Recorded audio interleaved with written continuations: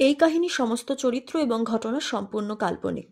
বাস্তবে জীবিত বা মৃত কোনো ব্যক্তি অথবা কোনো ঘটনার সাথে এর মিল থাকলে তা সম্পূর্ণ অনিচ্ছাকৃত এবং কাকতালীয়। ব্যবহৃত অপ্রাকৃত এবং অলৌকিক ঘটনাক্রম পরিবেশনার উপক্রম মাত্র। কুসংস্কারে বিশ্বাস করবেন না, কুসংস্কার ছড়াবেন না। নমস্কার, আপনারা শুনছেন 221 হ্যারিসন রোড, বাংলার ভূত বাংলার ভয়, উল্টোপাল্টা গল্প নয়।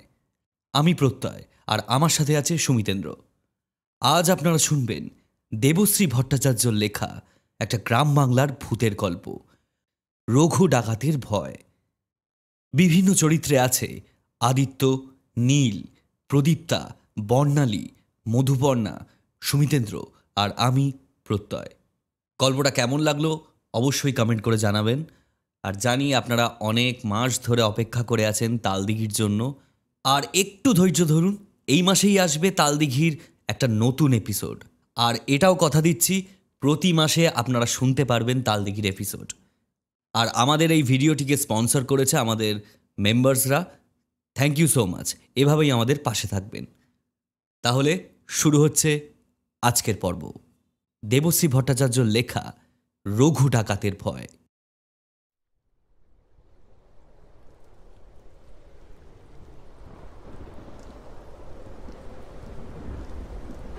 কি হে, আজ সবই 14 শাক খেয়েছো তো নাকি? হ্যাঁ ভট্টাচ, খেয়েছি বটে, কিন্তু 14 কিনা বলতে পারবো না। আরে হাট থেকে কিনে আনলাম ওই শাক বেচুনি মেয়েটার থেকে। তা সে এক খাবলা তুলে দিল। সব রকম আছে কিনা কে জানে। তা বটে, তা বটে। আগে তো মায়েরা সব আলাদা আলাদা করে শাক তুলে আনতো ওই মাঠঘাট থেকে। হ্যাঁ, তা সত্যি কথাই বলেছ ভট্টাচ। 14 শাক শুনেই এসেছি। তা কি কি শাক আছে তে বলো দেখি ভাইয়া। এর মধ্যে আছে হচ্ছে তোমার পালং শাক, লাল শাক, শুশনি শাক, পাট শাক, তারপর তোমার ধনে শাক, পুঁই শাক, কুমড়ো শাক, গিমের শাকও আছে মনে হয়। তারপর মূলো শাক আছে, কলমি শাক আছে, সর্ষে শাক, আর আর নোটে শাকও রয়েছে মনে হয়, মেথি শাক আর আর হিঞ্চে শাক। গোনো দেখি 14 খান হলো কিনা দেখো একবার। ওমা, এ তো খুব সহজ ব্যাপারে। এ তো মাঠে ঘাটেই পাওয়া যায়। এর জন্য আবার বৌমা হাটে পাঠায় কেন? ধুর, পরের বার থেকে আমি এমনি এমনি তুলে আনবো। হ্যাঁ হ্যাঁ, দেখবে এনে দেখবে। তোমার ওই দশা সই গতর নিয়ে কেমন করে তুমি 14 খানা শাক জোগাড় করো, তা আমরা দেখবো বটে। আচ্ছা ভট্টাচ, এই শাকগুলো তো আমরা প্রতিদিনই খাই। তা এই দিনে এমন ভাবে সবটা মিলিয়ে মিশিয়ে খাই কেন বলো তো? ও বাবা, এ তো তুমি বড় কঠিন প্রশ্ন করলে। তা কোন ব্যাখ্যা শুনবে বলো দেখিনি। যেমন পুরাণ বলে যে আমাদের পূর্বপুরুষরা, মানে যারা পঞ্চভূতে বিলীন হয়ে গেছে, প্রকৃতির সাথে মিশে গেছেন, তাদের শ্রদ্ধা জানাতে নাকি এই 14 রকম শাক প্রকৃতি থেকে তুলে তুলে এনে খাওয়া হয়। আর আমাদের আয়ুর্বেদ বলে যে এই সময়টাও তেমন ভালো নয়, মানে ওই ঋতু পরিবর্তনের সময় আর কি। নানা রকম রোগ জ্বালা দেখা যায় চারপাশে। তাই আর কি এই 14 রকম শাক খাওয়ার নিয়ম করেছিল আমাদের পূর্বপুরুষরা। আচ্ছা, এই 14 রকম শাক, 14 প্রদীপ, সংখ্যাটা এরকম 14 গুষ্টি মার্কা হয় কেন বলো তো? উত্তরটা তো নিজেই দিয়ে দিলে হে। এই দিনে যে আমাদের 14 পুরুষ দেখতে আসেন আমাদের, এই 14 প্রদীপের আলোয় পথ দেখে তারা আসেন আমাদের কাছে। সত্যি ভট্টাচ কাকু? লোকে তো তাই বলে আর কি। এই সময় জীবন আর মৃত্যুর মাঝের দরজা খুলে যায়। মৃত মানুষেরা এক রাতের জন্য ফিরে আসেন এই পৃথিবীতে। তাহলে সবাই এটাকে ভূত চতুর্দশী বলে কেন? আমাদের পূর্বপুরুষরা কি ভূত নাকি? বলেছি না, আমি বলেছি তো যে এইসব হলো শুধু শব্দের খেলা। ভূত মানে কি? আর শুধু কি তোর ওই শাঁকচুন্নি আর ব্রহ্মদত্তি নাকি? হ্যাঁ, ভূত মানে হলো অতীত। আর তাছাড়া শাস্ত্রে কি বলে জানিস?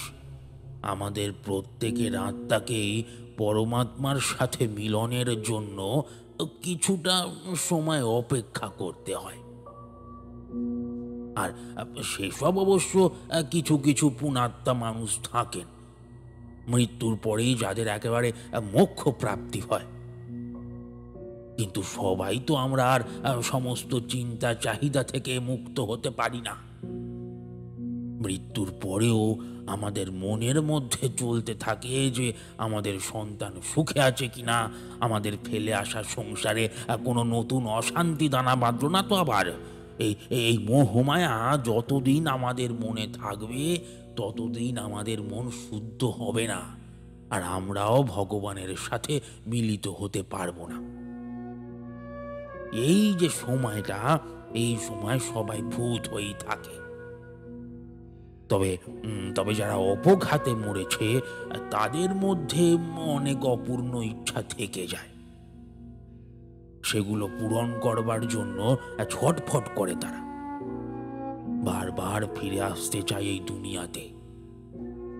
তারাই অনেক সময় অমঙ্গল করতে চায় আমাদের।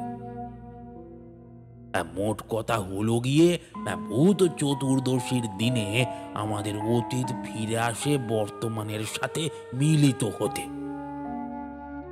আর কোনো কোনো ভূতের ভাগ্য খারাপ থাকলে সেই পদ্ম পুকুরের ভূতেদের মতো অবস্থা হয়।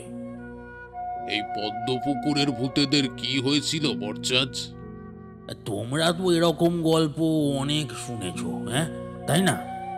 সেই আদিকালের গল্প, বাপ দাদাদের মুখে শোনা আর কি। সেই যখন কলেরায় গ্রামকে গ্রাম উজাড় হয়ে যেত, সেই সময় আকাশে বাতাসে এমন গল্প ভেসে বেড়াতো।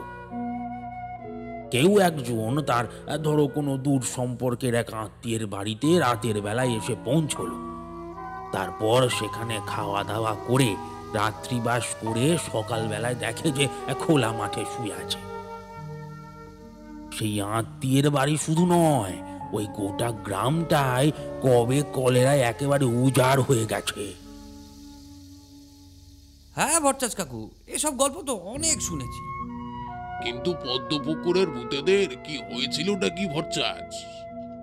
পদ্ম পুকুরের ঘটনাটা হয়েছিল একেবারে উল্টো, যাকে বলে। তার মানে? তার মানে?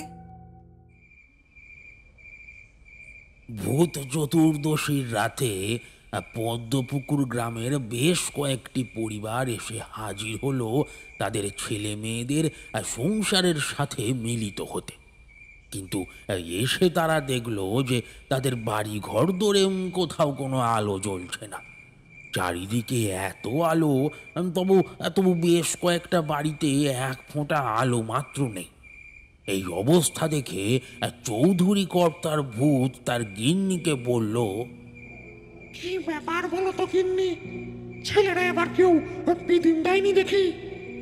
বউগুলো হয়েছে সব অলক্ষীর বংশধর। বছরে একটা দিন আসে সবার কাছে এই নাতি পুতিগুলোকে একটু দেখবো বলে, সেটাও এদের সয় না। আরে না না, বউ না হয় নাই বা দিল বিদিন, হ্যাঁ? ছেলেগুলো কি ভুলে গেল নাকি?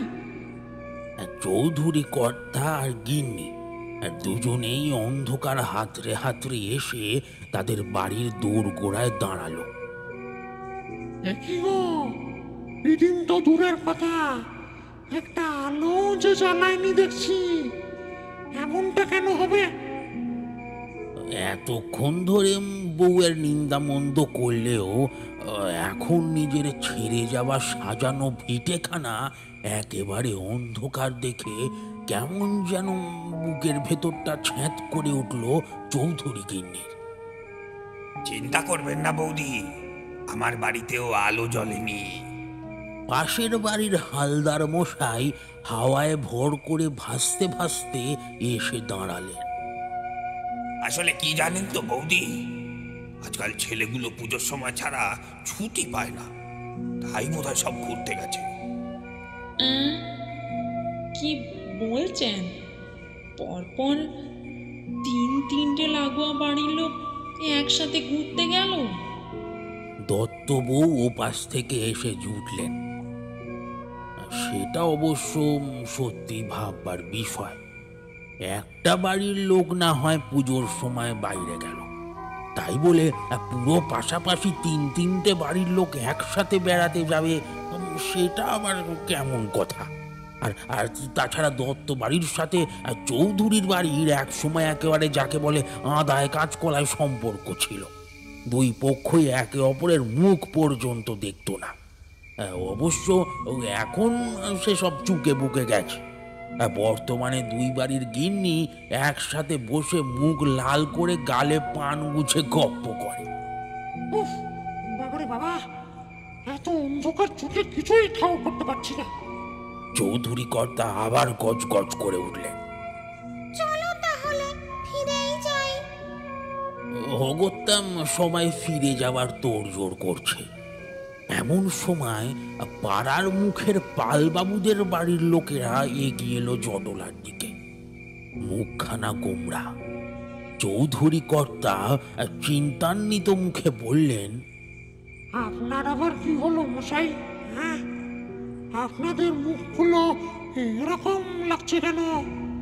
আসার সময় যে দেখলুম আপনাদের বাড়িতে বেদিন চলছে।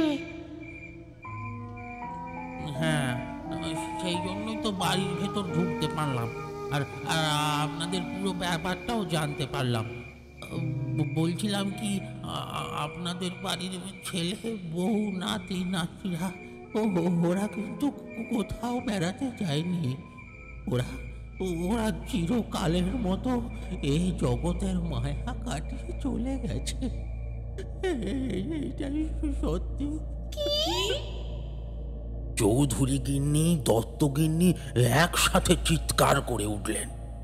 হালদার মশাই খানিকটা সামলে নিয়ে বললেন, এসব আপনি কি বলছেন? চলে গেছে মানে মারা গেছে? কই, তাহলে তো ওরাও আমাদের কাছে আগেই আসতো, আর আজ তো আমাদের সাথেই আসতো এখানে। ওদেরকে তো খুঁজে পেলাম না আসার সময়। আপনারা উল্টো পাল্টা বলছেন। না না হালদার মশাই, আমি আমি ঠিকই বলছি। ওরা আর কেউ নেই। এই এই দেশে এক ভয়ঙ্কর মহামারী দেখা গেছে।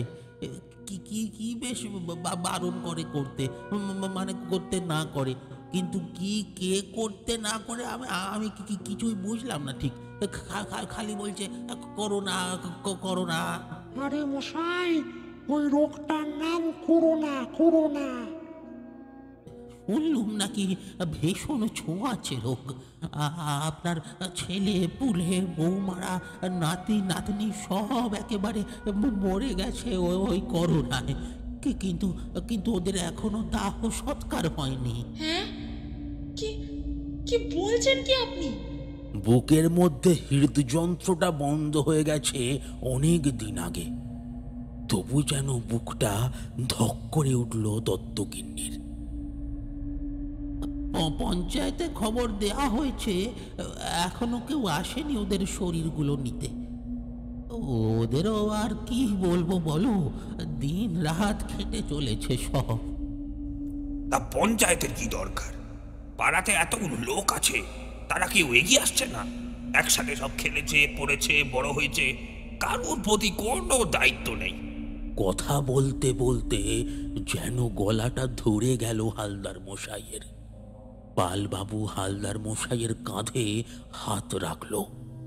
না না না, ওরকম করে বলবেন না। আমাদের ছেলে মেয়েরা কেউ অমানুষ নয়। আমি আমি সেই কথাটাই তো শুনে এলাম, যেটা মহামারীর মোড়া।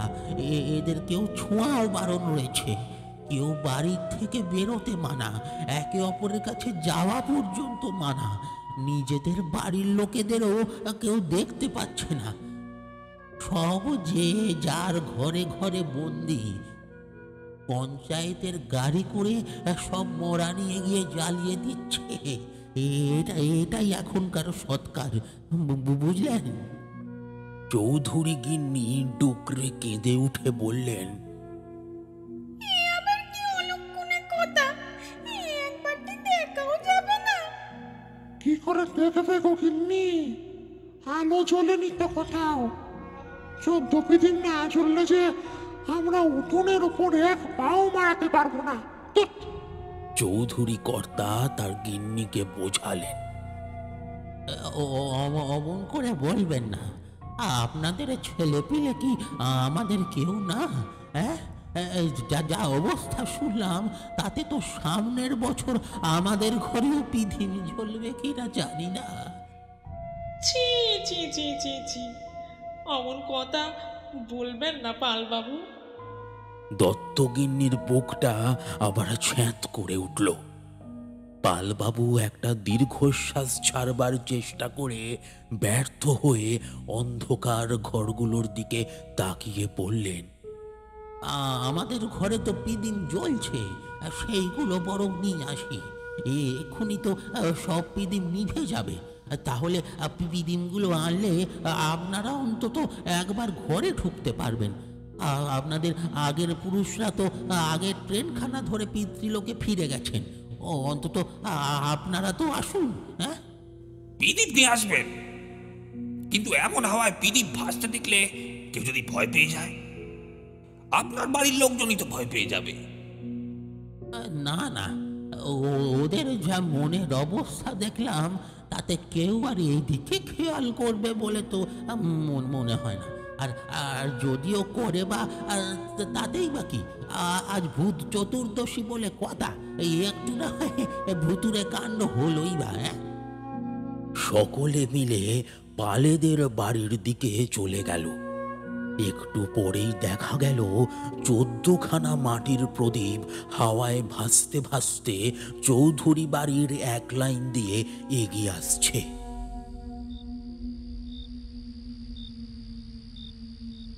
সেই আলোয় এখন আবছা আবছা দেখা যাচ্ছে চৌধুরীদের বাড়িটা, চৌধুরী গিন্নির ফেলে আসা সাজানো সংসার। সকলে ভেতরে প্রবেশ করলেন। রান্নাঘরে ঝুল জমতে শুরু করেছে। 3-4 দিনের এঁটো বাসন জড়ো হয়ে পড়ে আছে কলতলায়। আর শোয়ার ঘরে না, আর দেখতে পারল না চৌধুরী গিন্নি। পিদিমগুলো এবার একে একে ভেসে গেল দত্তবাবু আর হালদার মশাইয়ের বাড়ির দিকে। সব বাড়িতেই একই অবস্থা। এই প্রথম বোধহয় মানুষের জন্য ভূতেদের চোখ দিয়ে জল পড়ল। কি হবে গো? ছেলে পুলেগুলো কি এমনি করেই পড়ে থাকবে নাকি? কবে পঞ্চায়েতের লোক আসবে তখন এদের ব্যবস্থা হবে? কিছু তো একটা করতে হবে নাকি?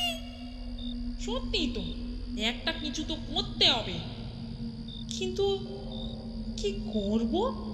দত্তগিন্নি চেঁচিয়ে বললেন, বলছিলাম কি, আমরা ভূত হয়ে তো আর মানুষের মুখাগ্নি করতে পারি না নাকি?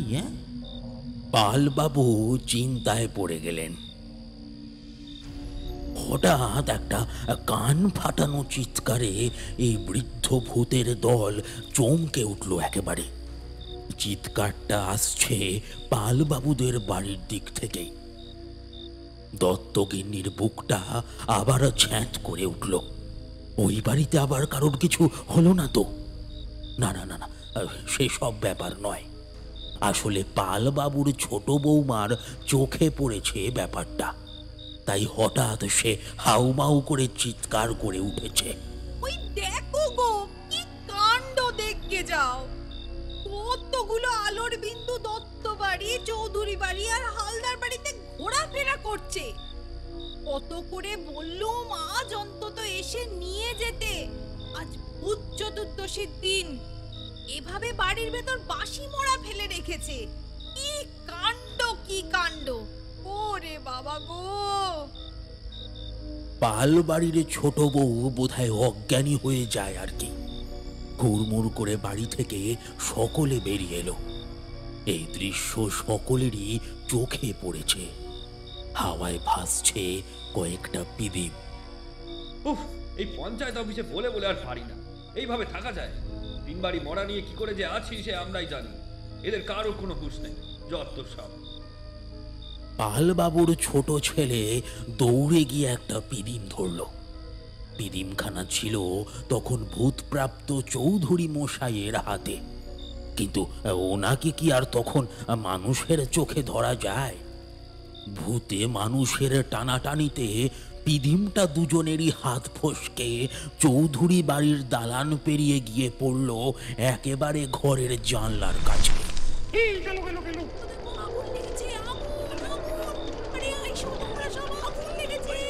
বাড়ির খোলা জানলার পর্দাগুলো হাওয়ায় উড়ছিল।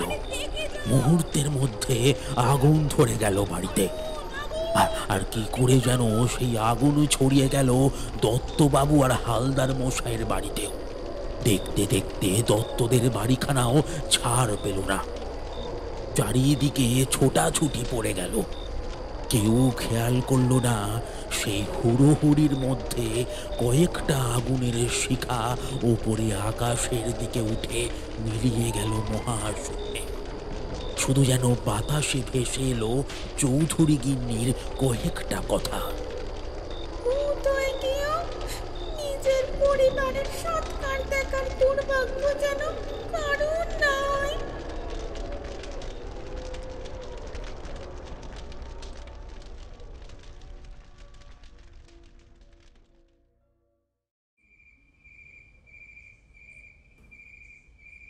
কালী পুজোর আগের রাতে, অর্থাৎ এই ভূত চতুর্দশীর অদ্ভুত রাতে আড্ডা হচ্ছিল ভট্টাচ মশাইয়ের বাড়িতে।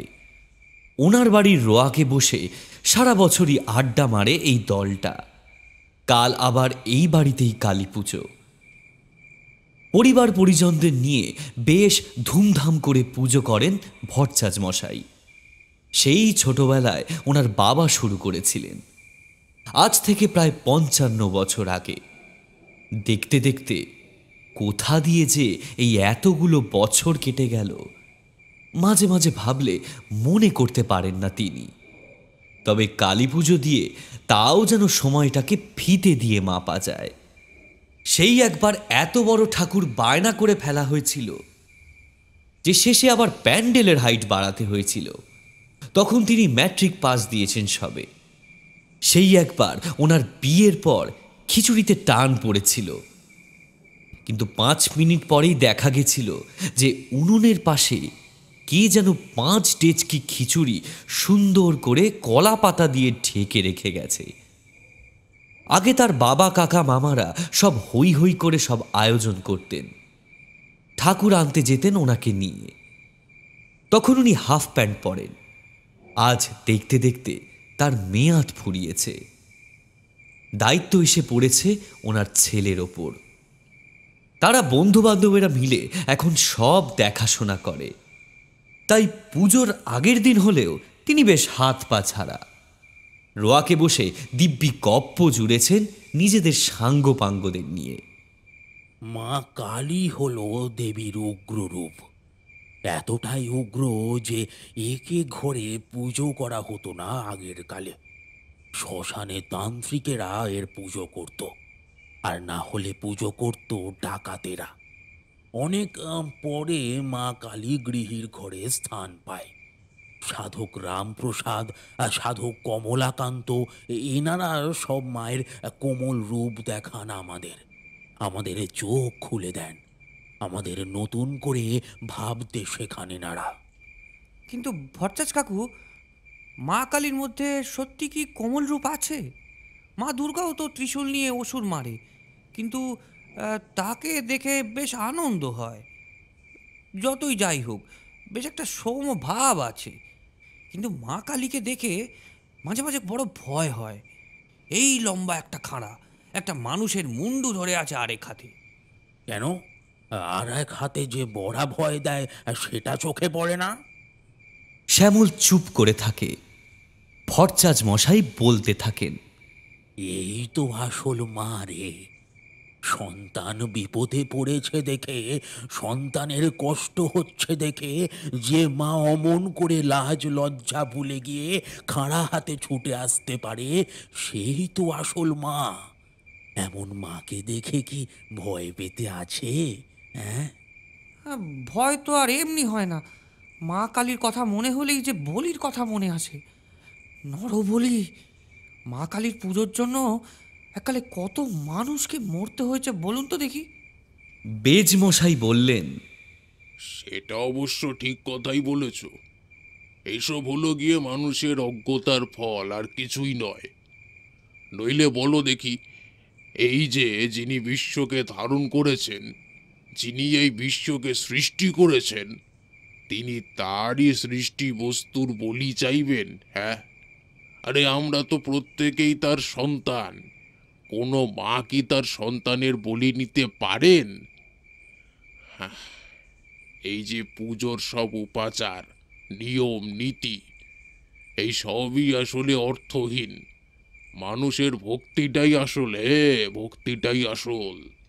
শ্যামল বলল, ছোটবেলায় মা ঠাকুমাদের কাছে কত গল্প শুনেছি। আগেকার দিনে ডাকাতেরা নাকি মা কালীর খুব বড় ভক্ত ছিল। আচ্ছা বলুন তো দেখি, ডাকাতেরা মানুষ মারে, মানুষের ক্ষতি করে, তাদের কি মা সাহায্য করবেন? তাদের পুজো মা গ্রহণ করবেন? কোনো দেবতা কি কখনো খারাপ লোকের সঙ্গ দিতে পারে? ভট্টাচ মশাই হাসলেন। শোনো, আর রাবণ রাজাও তো শিবের কত বড় ভক্ত ছিলেন। যতদিন শুদ্ধ মনে শিবের উপাসনা করেছেন, ততদিন ফল পেয়েছেন। ত্রিলোকের অধিপতি হয়েছিলেন। স্বয়ং মা চামুণ্ডা লঙ্কার প্রহরী হয়েছিলেন। নবগ্রহকে বন্দি করে রেখেছিলেন তিনি। নিজের ইচ্ছে মতো স্থানে তাদের থাকতে বাধ্য করেছিলেন। সবই তো ঠিকই ছিল, কিন্তু যেই মুহূর্তে অন্যায় করলেন, মা সীতাকে হরণ করে আনলেন, তখন কোনো কিছুই তাকে রক্ষা করতে পারল না। দেবতাদেরও তো কিছু নিয়ম মেনে চলতে হয়। তুমি পুজো করো, তপস্যা করো, তোমাকে ভালো ফল দেবে। তারপর তুমি যে অন্যায় করবে, অত্যাচার করবে, অমনি তার ফলও তুমি পাবে। ডাকাতরা তো খারাপ কাজ করে। না না না না না, সবাই খারাপ ছিল না। ওই ডাকাতদের মধ্যে ভালো ছিল। এমনি এমনি তো আর ডাকাত হয় না কেউ। তখন সব মহাজন, জমিদার, বড় বড় ব্যবসায়ীরা সাধারণ মানুষের ওপর কত অত্যাচার করত। 1 টাকা ধার নিলে 5 টাকা সুদ দিতে হতো। তারপর কত রকম কায়দা কানুন করে গরিবের জমি জমা কেড়ে নিত। নিজের জমিতেই দিনের পর দিন, এমনকি হয়তো বংশ পরম্পরায় ব্যাগার খেটে মরতে হতো। ডাকাতরা এই সব কুটিল জমিদার মহাজনদের থেকে টাকা পয়সা ডাকাতি করে গরিবদের দিয়ে দিত। তাই তো মা তাদের সাহায্য করতেন। এরা সত্যি মায়ের বড় ভক্ত ছিল। এদের মধ্যে কতজন তো মায়ের দেখাও পেয়েছে। তাই নাকি ভট্টাচ? হ্যাঁ, তুমি তুমি রঘু ডাকাতের নাম তো শুনেছ নাকি? বাংলার সেরা ডাকাত ছিল এক সময়। সব বড় বড় জমিদারদের বাড়িতে চিঠি দিয়ে জানিয়ে দিত যে অমুক দিন তোমার বাড়ি ডাকাতি করতে যাব। সেই দিনই সেখানে যেত। সব পুলিশ, দারোগা সবাই ভয়ে পেত রঘু ডাকাতকে। এই রঘু ডাকাতও কিন্তু মা কালীর খুব বড় ভক্ত ছিল। মায়ের পুজো না করে কখনো ডাকাতি করতে যেত না। একবার এক কাণ্ড হলো।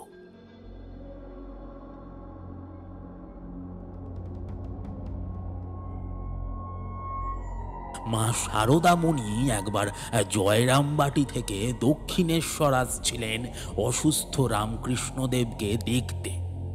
কলকাতা তো আর তখন এখনকার কলকাতা ছিল না। অর্ধেক জায়গা ছিল জঙ্গল। বাঘ বের হতো। এই যে গঙ্গার এপারে আমাদের শ্রীরামপুর, বালি, এগুলো তখনও জনপদ ছিল, কিন্তু তাদের গণ্ডির বাইরে ছিল বিস্তৃত জঙ্গল। নদীর পাড়ও ছিল লম্বা লম্বা হোগলার বনে ভরা। আর সাধারণ মানুষের যাতায়াতের জন্য হাঁটা ছাড়া গতি নেই। একটু পয়সা থাকলে ওই গরুর গাড়ি, ব্যাস। গরুর গাড়িতে বসে বসে কোমর ধরে গিয়েছিল বোধহয়। তাই মা শারদামণি তার বাপের বাড়ির একজনকে নিয়ে হাঁটতে হাঁটতেই আসছিলেন। পেছন পেছন আসছিল সাঙ্গ পাঙ্গরা সব গরুর গাড়ি করে পেছনে পেছনে।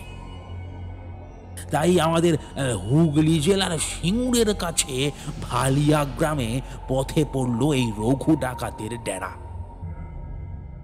ডাকাতরা ভাবলে যে এত দূর রাস্তা আসছে, নিশ্চয়ই এদের সাথে অনেক সোনা দানা থাকবে।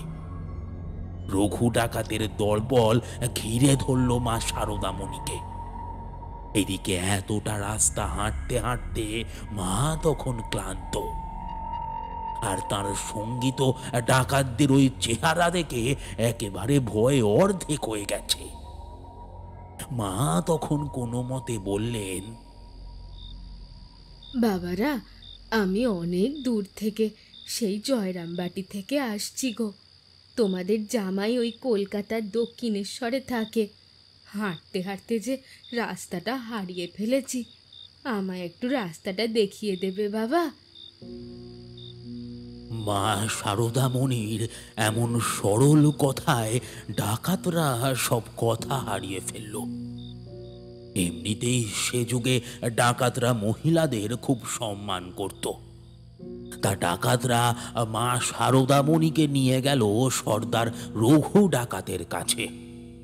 রঘু ডাকাত তখন মায়ের পুজো করছিলেন। পিছন ফিরে শারদা মাকে দেখে অবাক হয়ে গেলেন।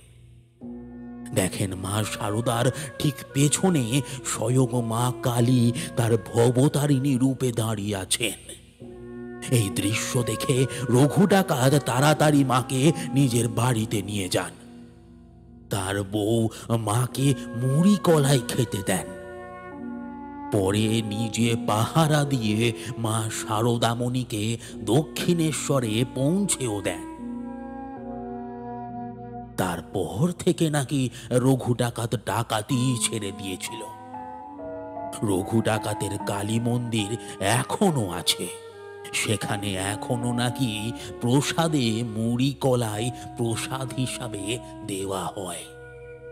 সত্যি ভট্টাচ কাকু, কতই না আজব ঘটনা ঘটে এই পৃথিবীতে। তাহলে সব ডাকাত খারাপ হতো না, ভালো লোকও ছিল।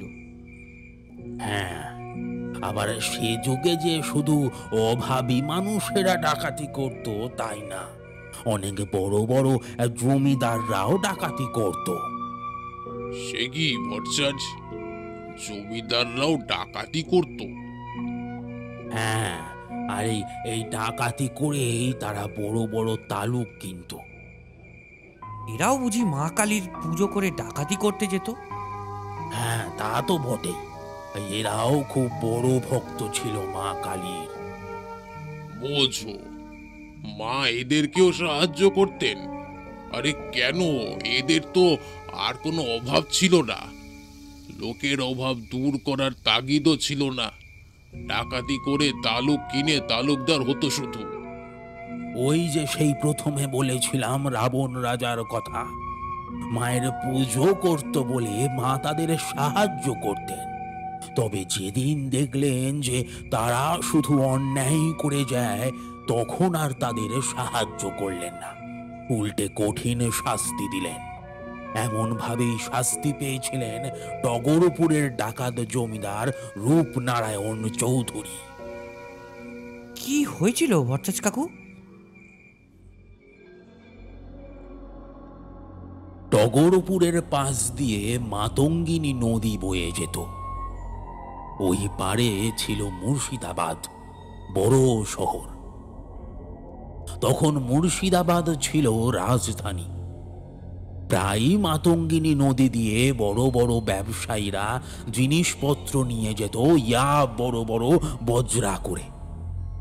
তারপর এমনিও বড় বড় সব আমাত্য ওমররা যাতায়াত করত। রূপনারায়ণের লোকেরা জলের নিচে ডুব সাঁতার দিয়ে বসে থাকত। বড় নৌকা দেখলেই ওই অত বড় নৌকা ধরে উল্টে দিত তারা, নয়তো নৌকার তলায় ফুটো করে দিত। নৌকার তলায় জল ঢুকে নৌকা ডুবে যেত।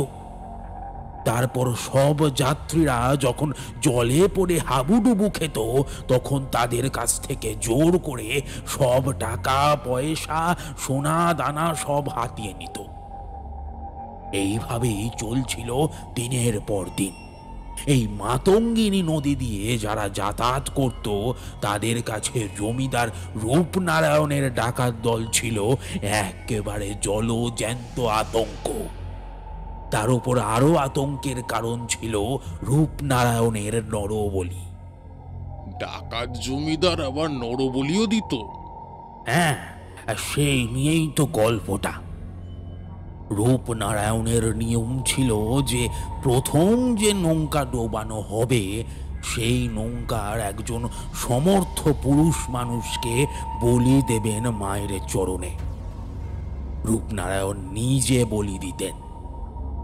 এদিকে জমিদার রূপনারায়ণের এই ডাকাতি পেশা কিংবা এইসব নরবলির কথা তার পরিবারের কেউই জানত না, আর জানার কথাও নয়। জমিদাররা বার মহলে কাছারি বাড়িতে বৈঠকখানায় কি করে না করে সে খবর তো আর অন্দরে পৌঁছয় না। তা সে যাই হোক, রূপনারায়ণের এক মেয়ে ছিল সূর্যমুখী। রূপনারায়ণ তাকে খুব ভালোবাসতেন, একেবারে প্রাণের চেয়েও প্রিয় ছিল সেই মেয়ে।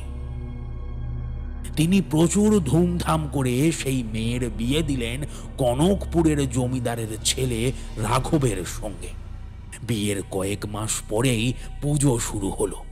রূপনারায়ণ জামাইকে পত্র লিখলেন। বাবা জীবন, আশ্বিনের বাজনা বেজেছে। মাও তার বাপের বাড়ি আসছেন।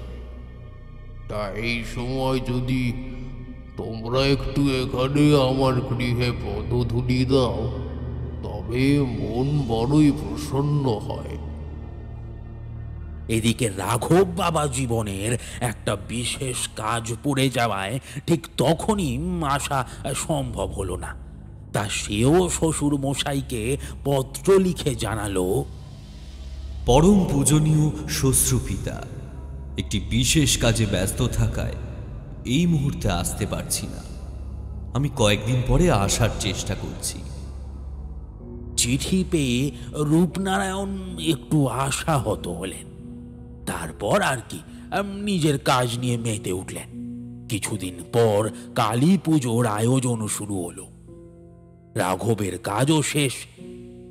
সে ভাবলো যে শ্বশুর মশাই এত করে বলেছিলেন দুর্গা পুজোতে যাওয়ার জন্য, তা সে যখন হলো না, তা বরং কালী পুজোতেই যাওয়া যাক। সে কথা সূর্যমুখীকে বলতেই সে তো একেবারে আহ্লাদে আটখানা। বাবাকে কিছু জানিও না, একেবারে গিয়ে চমকে দেব। এখানেই হলো বিপদ। ওদিকে ডগরপুরেও তো কালী পুজোর আয়োজনও শুরু হয়েছে। আর জমিদার রূপনারায়ণের কালী পুজো মানেই তো নরবলি। জমিদারের জামাইকে রূপনারায়ণের সাগরেদরা একবারই দেখেছিল, তাও আবার বরের বেশে। আর মেয়েকে তো আর কোনোদিন চোখেই দেখেনি। তাদের আর দোষ কি? রাঘবের নৌকা মাতঙ্গিনী নদীতে আসতেই সেই নৌকা উল্টে দুজন বড় বধূকে জলে ফেলে দিল ডাকাতরা। এটাই আজ তাদের প্রথম শিকার। তাই জমিদারের নির্দেশ মতো রাঘবকে তারা পিছমোড়া করে বেঁধে নিয়ে এলো রূপনারায়ণের কাছে। সে কি, জমিদার তো নিশ্চয়ই চিনতে পারলেন তার জামাইকে। না, তখন তো তিনি অন্য রূপে, কারণ তিনি তখন পান করে নেশাগ্রস্ত, অর্ধেক চোখ বন্ধ। জামাইকে তিনি চিনতে পারলেন না। নিজের জামাইকে বলি দিলেন মায়ের পায়ে। জামাইয়ের মাথা নিয়ে যখন মায়ের পায়ে দিতে যাচ্ছেন, তখন তিনি চিনতে পারলেন। এদিকে সূর্যমুখী ছুটে এসেছিল বাবার কাছে ডাকাতের খবর দিয়ে সাহায্য চাইতে। এসে দেখলো তার বাবার হাতে স্বামীর কাটা মুন্ডু। সূর্যমুখী সেখানেই পড়ে গিয়ে জ্ঞান হারালো। সেই জ্ঞান আর এলো না। আর জমিদার কি করলো? এই পরিস্থিতিতে এক বাবা যা করতে পারে তাই করলেন। নিজের গলা কেটে মায়ের চরণে তার শেষ বলি অর্পণ করলেন। টগরপুরের জমিদার বংশ শেষ হয়ে গেল। গল্প শেষ হলো। বাড়ির ছেলেপুলেরা তখন হই হই করে ঠাকুর আনতে বেরোবে। রাত প্রায় 12টা। শ্যামল ওনার ছেলেরই বন্ধু, তবে ছেলেটা একটু অলস। খালি পড়ে পড়ে বুড়োদের দলে ভিড়ে গল্প শুনতে চায়। ভট্টাচ মশাই শ্যামলকে তাড়া দিয়ে বললেন, আরে নে রে, আর তুই এবারে যা। কুড়ে কোথাকারে একবারে বেরো গিয়ে মাকে নিয়ে আয়, যা যা এখান থেকে।